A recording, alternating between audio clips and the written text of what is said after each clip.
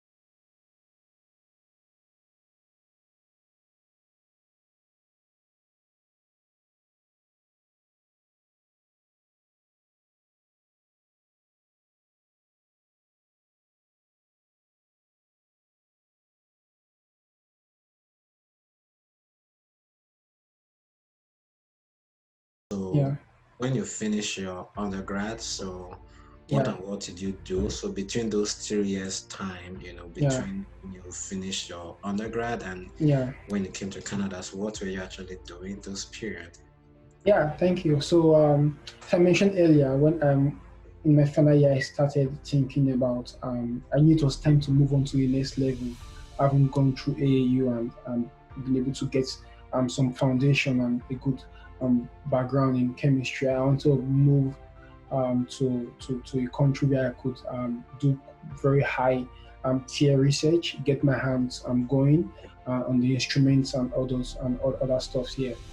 So between a 3 year period, I was basically working, um, researching.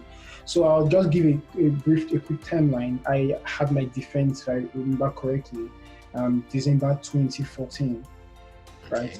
January 2015, immediately after the new year, I started looking up profs in Canada. I didn't have my transcript yet.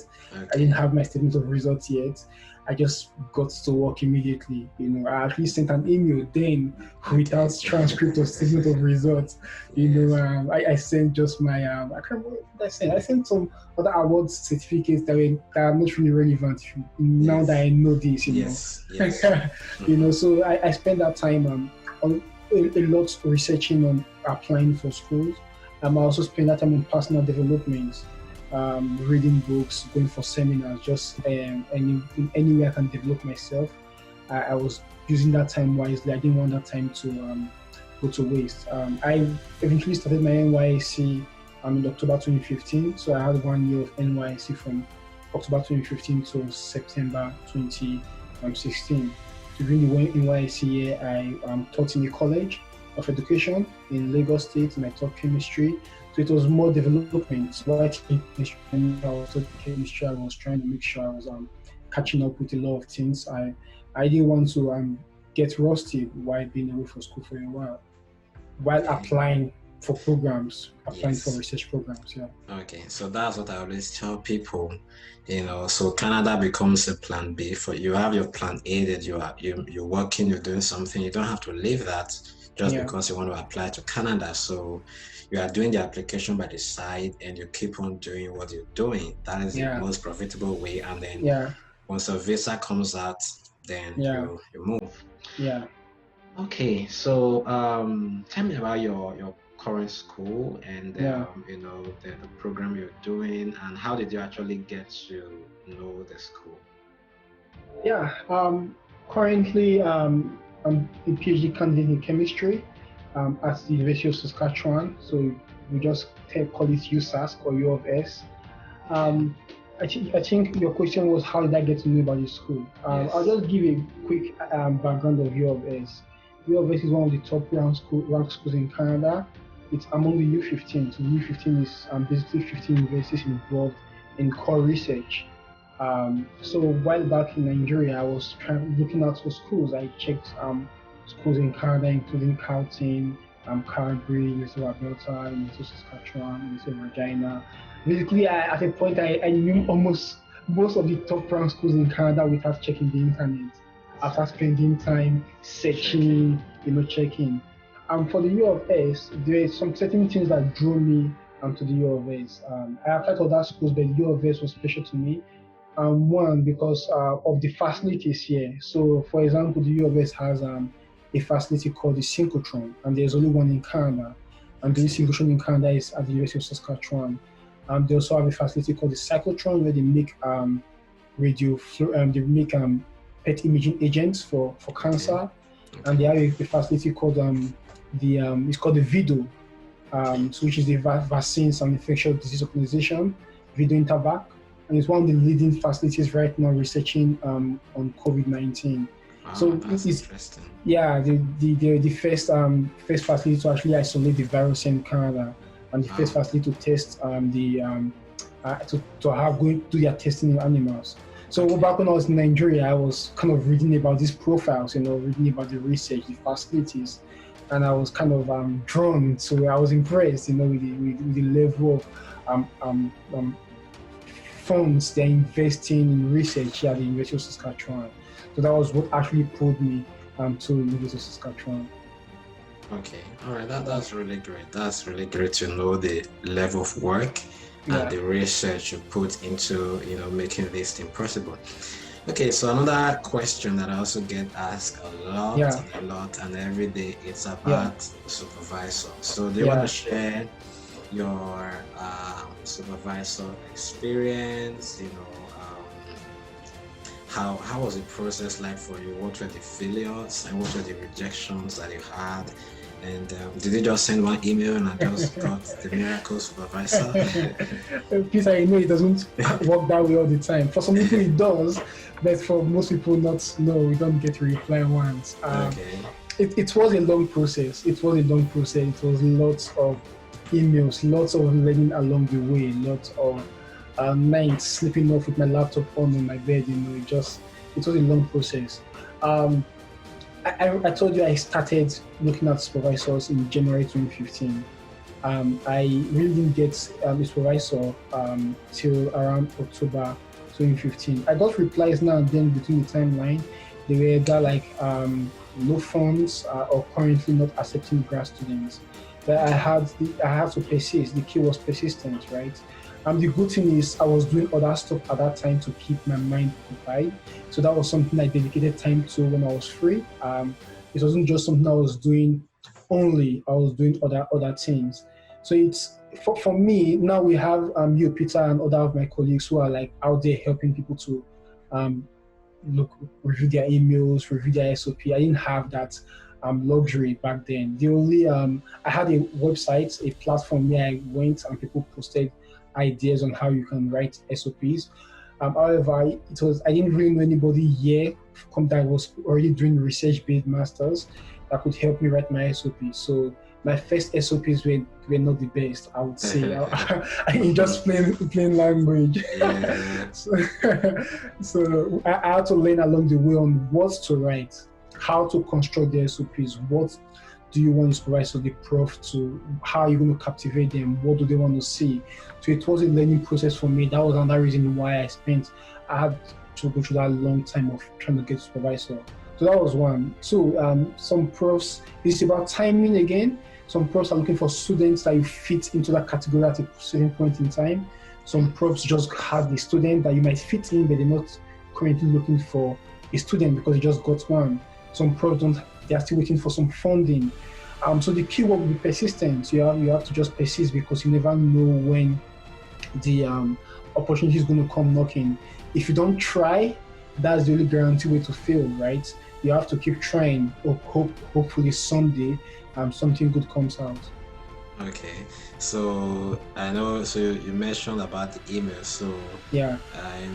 sending one email and don't not getting the reply is not an enough reason to quit, No. because you have to send, and sometimes, my own case, I was thinking, Yeah. oh, because we Nigerians, there's a stereotype where we look at good results and good Yeah. transcripts, so we think, Yeah. okay, my transcript is great, I Yeah. have awards, and I Yeah. just focus on talking about the awards and my Yeah. transcript. No. And that's not actually they are looking for that. But we're going to talk about that, subsequently, So they Yeah. are not really, it's good you have very good transcript, but Yeah. you don't put yourself at the forefront of the email. You have to talk Yeah. about them, that you really Yeah. understand what they're doing Yeah. and all that. Yeah, and just to mention, add to that, you have to do your due diligence. You are actually asking a professor to invest in you, basically. You Yes. have to go through the prof's page, his research page. You have to possibly actually download. I encourage people download a paper from the prof's group and read. What's going to cost you. You have to do your due diligence. Actually, if you really want it, you have to be willing to show the professor, the supervisor, that indeed you're going to come here and you're going to put in your effort and you're going to work hard, because they are taking a risk to invest in you from a different country. So you have to make sure you do your due diligence. Yeah. Yeah, and it's a risk, like Homo mentioned. Yeah. These professors, they've never met you, Yeah. and they have a couple of undergrads in their department that they Yeah. can just easily pick. So they are Yeah. like, okay, let's give this guy a try. So you Yeah. really have to convince them Yeah. that you're actually fit for their Yeah. lab. Yeah. Yeah. All right. So when you got your supervisor, so Yeah. what were some of the next steps that you did in terms of like the admission processing and all that? Yeah, when I got my supervisor for my case, we had back and forth emails. There were some certain things he wanted to know about me. He actually wanted some references Okay. from my referees. We did that. He had some proposal I was working on, and he had the paper he had just published, and he sent that to me. I went through the paper. I went through the proposal. I spent time studying it. We had a meeting, a video meeting, and we talked about the proposal. Then he was convinced enough that he could accept me as a graduate student, and he asked me to apply for the admission. And from there, it was for the admission was just it wasn't really it was within a couple of weeks. It went from it was showing recommended for admission, so it had been sent to the graduate studies Okay. recommending me for admission. And within that couple of weeks, I got the admission. So from there, from the meeting with my supervisor, once he accepted me, went on to recommend me to the department. Department went on to recommend me to the graduate College of Graduate Studies for.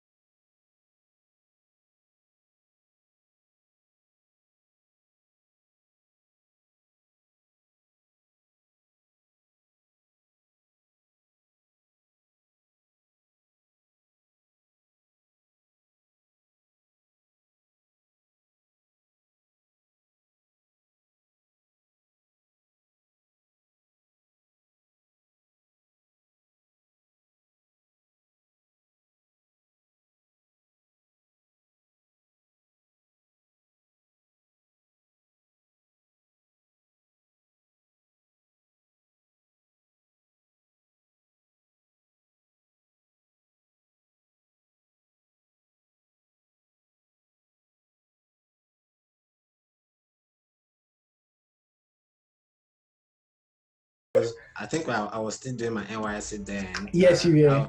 I was in Enugu State, and then he Yeah. called me, and then it was, and I keep asking him, "Oh my, what is that?" He was like, I I was don't like, know. "I don't know. I'm not hearing from them, right?" So it took a bit of a Yeah. while, Yeah. and why he was doing that, So just to say at this point, why he was doing that, I myself, I was also searching, and then but Supervisor. Yeah. I wasn't getting a supervisor at that Yeah. point. Even when they Yeah. got a supervisor, Yeah. they got applied and Admission. Yeah. everything. I haven't even gotten a supervisor Yeah. in time. So I just wanted to stress the importance of working with the right people and Yeah. having, the right mentor. Yeah. So I never knew anything about Canada. So when I had a conversation with Omo, and he was like, "Oh, I'm, exploring things about Canada." I was like, "Okay, how does it work?" And I remember I told him I don't have money to pay the tuition. And Yeah. he said, "No, you don't need to worry about tuition for research. Yeah. That once you get funding, it basically covers your tuition." I was like, Yeah. "Wow, that's great. So how do we get started?"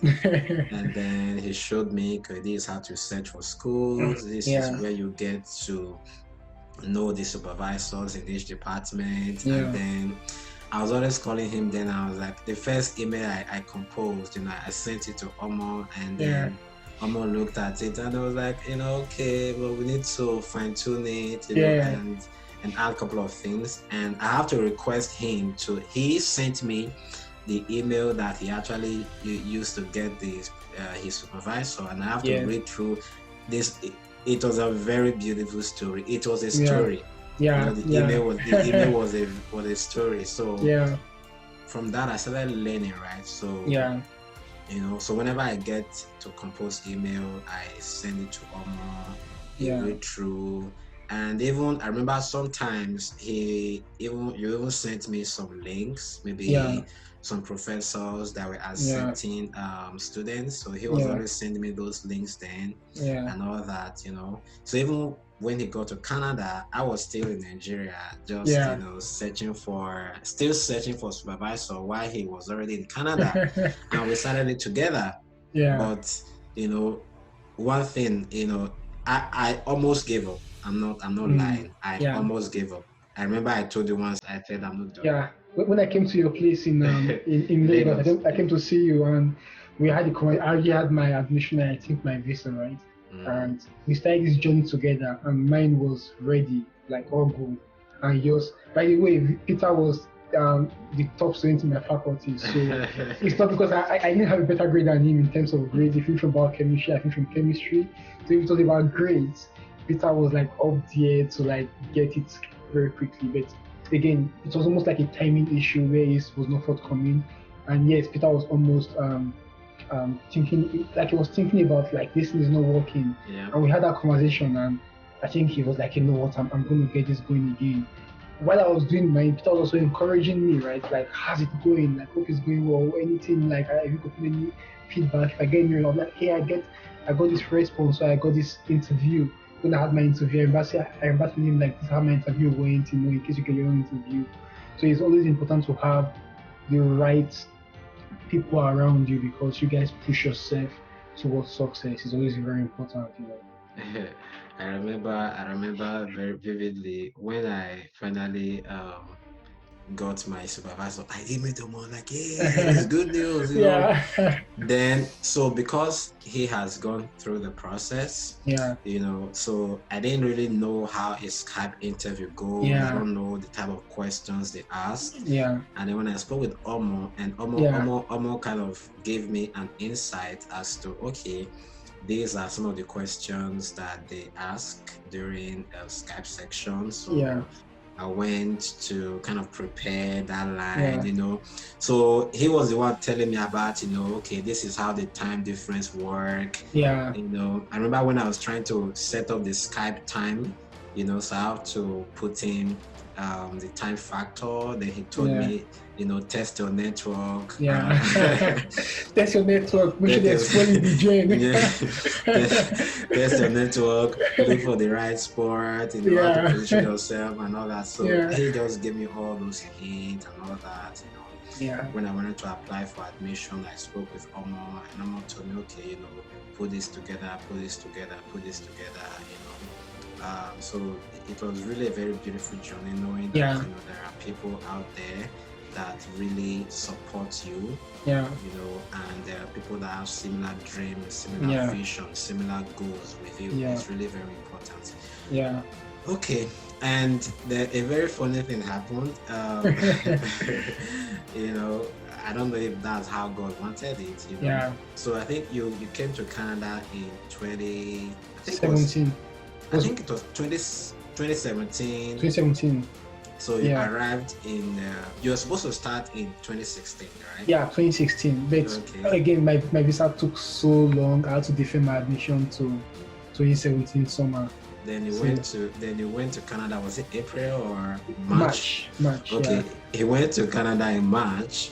Then I've not even gotten his supervisor as when he arrived Canada. Yeah. Okay, so he was to start his program in May. Yeah. And I was here in Nigeria in March. No supervisor, nothing. And then something just happened. Boom! All of a sudden, I got a supervisor in March of 2017. Yeah. I got my admission in April 2017. Yeah. I got my visa in May Yeah. 2017. Fastest And I've seen so far. and then Yeah. and then I started my program in May of 2017, and we actually started The same together. time. Yeah.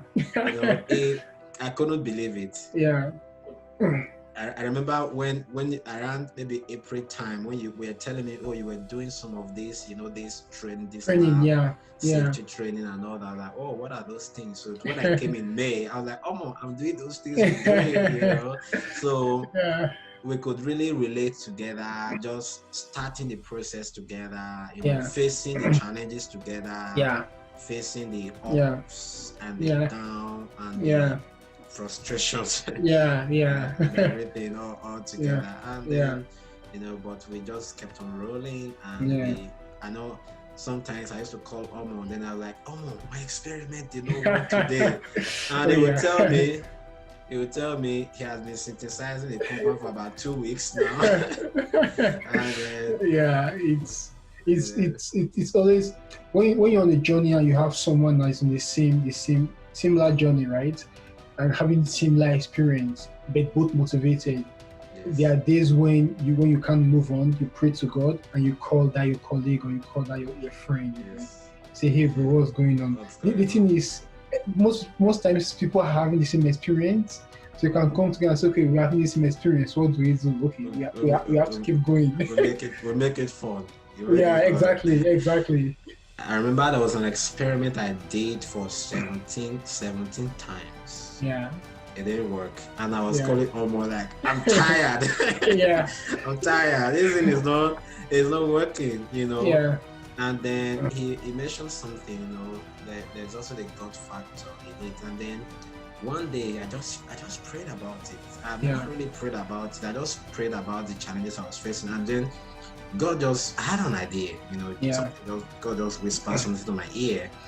And then when I got to the lab, I now had the conversation with my lab colleague, and he was like, oh, what challenge are you facing? This? He was like, okay, just change this parameter. And I changed it, and that day it worked. Wow. It worked. Wow.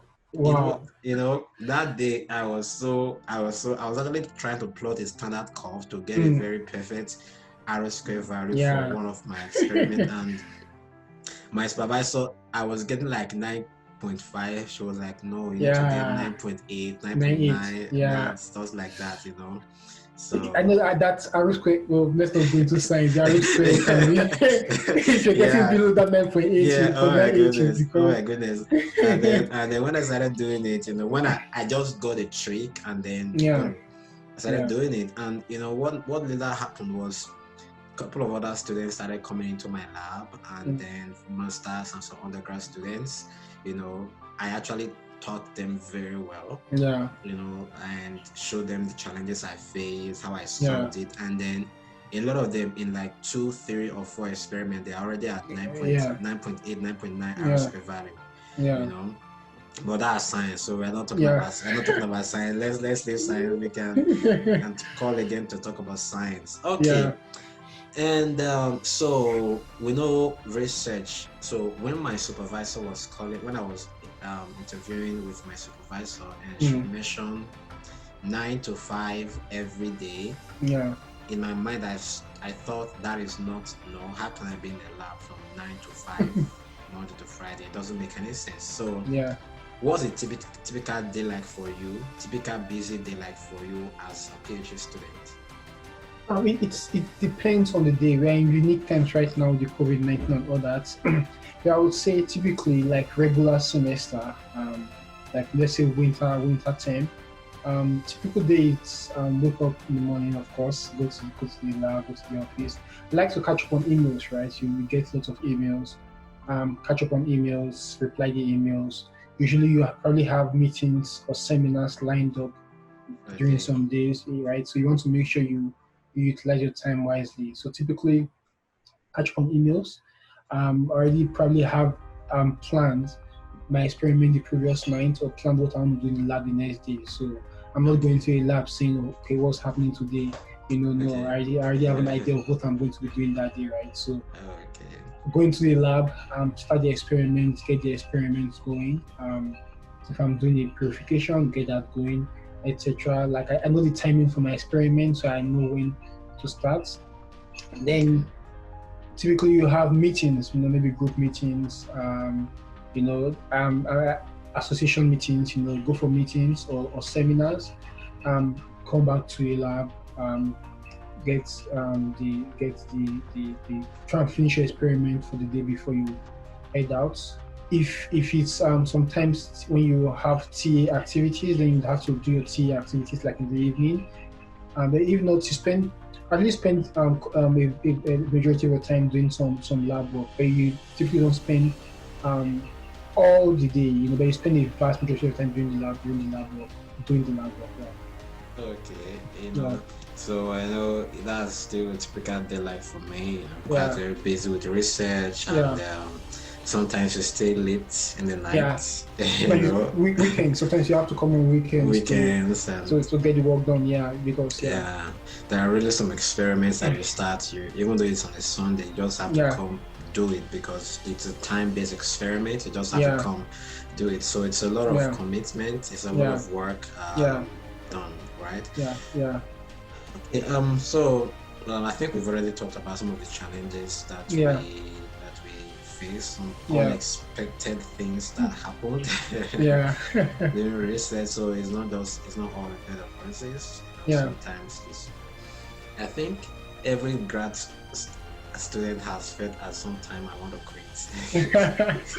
The I think for the first year is always it's kind of a tough year because actually for when we move from a different country to North America, we just we resumed in May, which was kind of a weird time. Most students resumed in September Yeah, or January, yes. so we came straight into research. We didn't even take class or anything. We just came to Canada and boom, we started research. So for us, yes, we actually came directly into the heat of work, right? And we came with this enthusiasm, like, okay, we want to get this stuff done, right? Yeah. Not we didn't understand the dynamics of research, really, that experiments won't work all the time. You have to figure your way around it, right? We just we felt, came I came with the mindset of, okay, I'm coming to top the department and faculty. no, no, no. That's not what's going to happen. That's not it. So Yes. if I'm to give people orientation, I'll be like, I've talked to people starting grad school now, and I've learned from my experience. I'm like, come with this mindset is the mindset of what are you learning along the process? What Yes, the what process. what what are you picking from it? Don't Mm-hmm. the thing about research is you have this objective and you want to attain that objective and you feel that's your end goal, but you forget to learn The some certain process. principles or process along that journey to reach your end goal, right? So it's the things you learn that will actually help you achieve your objective. But we That's didn't right. actually know that. So I'm, you talk about doing an experiment 17 times. I can relate to that. I'm back doing a reaction over and over again, like over again. I could almost do that reaction like in my sleep, like when I'm sleeping, I could see the reagents being mixed and all that bit. And I remember I got to a point that once I'm sleeping and I don't know whether if it is sleep or real life, because Mm. even inside the sleep sometimes I see that it's like I'm almost in the lab. Yeah, I'm almost in the lab because it's so much everyday yeah, work, and yeah, you know getting all these new techniques that we yeah, never knew in Nigeria. yeah, yeah, We've only read about them, like when yeah, I came, I've heard about electrophoresis yeah, or gel filtration yeah, or gas chromatography. So I've read mm, those things, but now I was kind of seeing them as, okay, let's get to learn these things. So yeah, I think that's one of the challenge every new grad student also face, especially yeah, coming from, international, maybe from Africa, or depends yeah, on your university, yeah, but it's something with time you'll be able to yeah, go through the process. So come with a mind of have an open mind that, yeah, okay, sometimes things will not work. yeah, And do you know, for me, I learned a lot most when my experiments and things did not work. yeah. That's true. That's the That's true. beauty. That's the That's beauty. when you learn very well in grad school when Yes, things are not yes, working, yes. which is interesting, right? Yes, Yeah. my former university, the dean of students, the dean Hmm. of faculty of graduate studies, she's also a professor. She said she likes it when your experiment is against your hypothesis. She Hmm. likes it. And she said if everything is all working fine, then it's not research, right? It's Yeah, not yeah, research. So that's the beauty. When in fact, a lot of 90% of 80% of new discoveries actually come out from unexpected research yeah. results. That's true. Yeah, Mm-hmm. yeah. Because when That you, things you don't expect, you just mm-hmm. um. I just and that's why when you say keep an open mind is very important, and Yes. I think that's what we learned the hard way, right? We learned the Mm-hmm. hard that we have to keep an open mind because try to if your experiments don't work, trying to find out why. Why? Don't Yes. just toss it away. They didn't work. Why? Let's make yeah Yes. why is it not working. The why is Mm-hmm. always very important to Mm-hmm. keep going forward. The why is always very Yeah. important. Being able to troubleshoot, and Yeah, if building of your critical thinking yeah, skills, yeah. it's a very valuable factor you learn in grad school. Yeah. Okay, I think we've already talked about that. Some persons have asked if you can, while you're studying, can you also work? Can you just Um, talked about that? I know it depends. Yeah, as an international student, you are allowed to work 20 hours per week off campus during the semester. Well, if you are to focus on grad school runs throughout the year, so Yes. yeah, you get maybe 3 weeks break in the year, right? Um, so yeah, you are allowed to work 20 hours off campus as a grad student, as an international grad student. They are allowed to work on campus. It doesn't really specify the amount of hours on campus, but definitely more than 20 hours. More like my school have a regulation if you're working on campus, they have it regulated in the sense that they don't work above a certain limit Okay. in a day. So the students don't just work on campus and not go to class or do Yes, other stuff, that's right. right? That's right. But you can basically work more than 20 hours on campus. But Okay. the immigration law says you can work only 20 hours per week. I should mention per week off campus. Yeah. Okay. All right. That's interesting. And I think we've already touched about this. People talk about maybe ask questions about scholarship and Mm, funding, and yeah. people focus on, I want to get scholarship. Mm, Okay. And I know I learned from you, you don't focus on scholarship, no, you yeah. focus on the supervisor. Supervisor. Yeah. And Person then supervisor. Then supervisors always come with funding, with Yeah. there is teaching assistant positions you can Yeah. do. Yeah. That we also making some money as well. So if you're coming for research, don't really be bothered about tuition. Yeah. Focus on getting a supervisor. Yeah. Okay. Then so let's move away now a little bit Yeah. from research. Yeah. So outside of the lab, Yeah. what are some of the things you do outside of the lab? Hmm, I do try to do other things outside the lab because you want to. I think when you do research, your mentality, you have to take care of your mental health, right? Um, it's tasking physically, mentally, spiritually. So you have to make sure you take care of yourself. So during this time, I like to go to the gym to work out. Actually, that's a new habit I started in I think 2018. Okay. Right? I realized that the gym actually helps me to kind of distress, and I like to go to the gym. I do some reading, and read not just papers, also read like other books and other stuff. I do some reading, read blogs, catch up. I have a medicinal chemistry blog I like to read now and then. I do some reading, do some cooking. Do some Okay. cooking so I can eat some food. Yeah, that's uh, really important. this week hasn't been great in cooking, but I'm going to get Uh, back on it. all right. Okay. I Yeah, understand. I understand. I understand. do some cooking. I interact. Spend time talking with. I catch up with family and friends. And one of the people I talk to frequently is Peter. So we catch up like what's going on, What's what's going happening. Yeah, on? how's research. Also we probably we joke, we vent at each other. Not vent at each other. We just vent like this is the experience I'm having this week. It's quite tough this week, or it's quite nice this week. We encourage ourselves. We don't just talk about research. We talk about other things. We talk about life issues. So we don't just call Yes. ourselves all the time and just about we just talk about other stuff like including other stuff like sports. Everything. We just catch up on every other thing. Everything is. So yeah, it's I'm also involved in in a bunch of associations here in my university.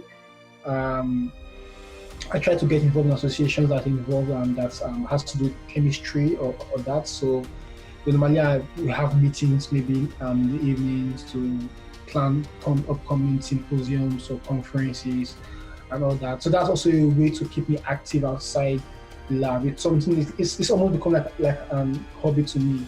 I was able to build 2 different websites for 2 different associations at my Okay. university. Yeah, they That's needed the great. website, and I was like, I have a bit experience in blogging, so I went online, watched some YouTube videos, um, Okay. designed a website for them, posted that. So I do that also. I also have a blog. I tend to post now and then, so All right. That's really good. It's something I do a yeah, lot. Just yeah, trying to do other things in grad school yeah, and just yeah, balancing things up. yeah, yeah, Okay, I think we are almost time is already fast spent. So the very yeah, last question. So yeah. what do you do to stay motivated? What do you do to Hmm. stay motivated? What I do to stay motivated, I read a couple of books, motivational books. I listen to motivational talks also. Okay. Um, I would say for my motivational talks I listen to, I like listening to. Okay, I'll start from Dr. Masmuro is one of my top preachers, stroke speaker. I put him in both. He's a preacher and he's a speaker. So I like listening to Dr. Masmuro. For hard motivational talks, kind of talks like get up from your bed and go and walk, stop being lazy or stuff like that. I listen to Eric Thomas, Dr. Eric Thomas, Yes. or Les Brown. So Thomas on YouTube is called just type Eric Thomas. Quite voracious speaker. He doesn't take nonsense like it's quite hard. It's quite hard, right? So Eric Yes. Thomas, Les Brown. I also I've listened to some talks from Ray Lewis and a bunch of other people I'm trying to recall right now. So I listen to motivational talks on YouTube. I like to read books from Dr. Masmuro. I just read went through a book, Principle and Power of Vision. Awesome. Yeah, recently. Um, I'm trying to delve into new books now. So Peter can recommend some to me since he has a library of good books, right? Yeah. Then I have a couple of friends like Peter and some other colleagues of us. So we are very purpose driven and motivated, and I talk to them. I also have a mentor who I meet with now and then at my university, who is a professor in pharmacy. So I meet with him now and then, and talks to me on his journey, from being a grad student to being a faculty member and all that. So yeah, Okay. That's really great. I think the summary is just keeping a positive space around me. Yeah. That's right. That's right. Because sometimes, I remember at some point I was having like TED talks on my Mm, phone yeah. like every day. Once I come back home, maybe experiment Yeah. does not work. I just look for a very good tech talk that talk Yeah. about, you Yeah. can do it, you can do this, you Yeah. can do this. And those really Yeah. helped me to build a very strong and positive mindset because Yeah. you need it in Yeah. the process. Yes. Okay. So myself and Omo, we've been friends for a while, and Yeah, we're still friends. We yeah, live together, and yeah. God has been helping us all Mm-hmm. together in Yeah, the process. And yeah, we're very grateful to God for the yeah. journey, We and are that definitely we we're give in him all the Canada glory. together. Yeah, We see it as God's plan, because God yeah, knew that we are going to need each other definitely, along the way and along the process. definitely. Yeah, Okay, so your final word.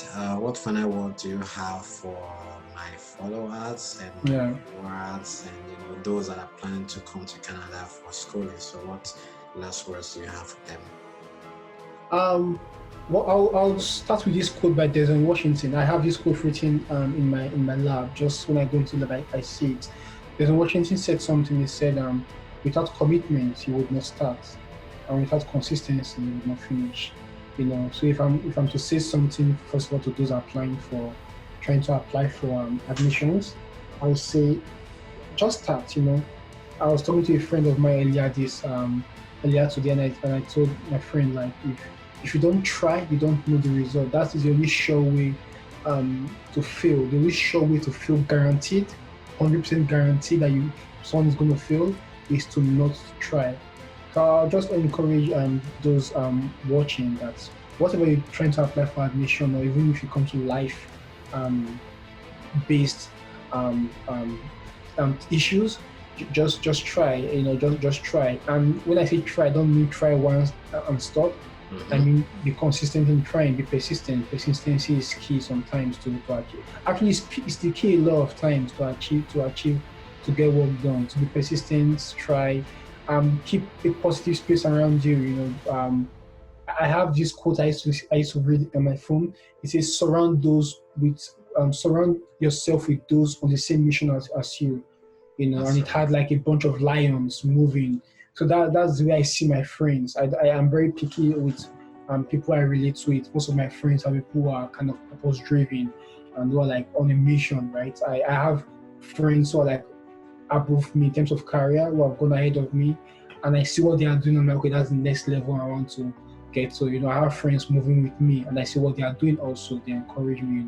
So I said, start, try, be persistent, keep a positive space. All right. Thank you very much, Omar, for agreeing to come and speak on this platform to just share your story. Yeah, And I believe that someone else over there, irrespective of the country you are watching at this point in time, that you've been inspired by the story, not to give up, and then to keep, a positive space around you, having the right people around you, and then looking for people who are on the same goal, on the same yeah, vision along with you, and then yeah, just pursue the vision together, and you will yeah, surely get there if yeah, you don't give up. yeah. And even the scripture says, only those who endure to the end Mm, mm, will be saved. that's true. Just keep up the space, and you will surely get it. Never give up. Okay, so thank you once again, and we'll keep up, and we'll definitely keep in touch. Thank you very much, Peter, and thanks for all you're doing. I watch your videos. I go to your YouTube now and then to just catch up on your videos, and I really appreciate the work you're doing. Based on how busy your schedule is to take time to do this. Thank you very much for that. That's awesome. All right, thank you very much. All right, see you. Yeah, see you.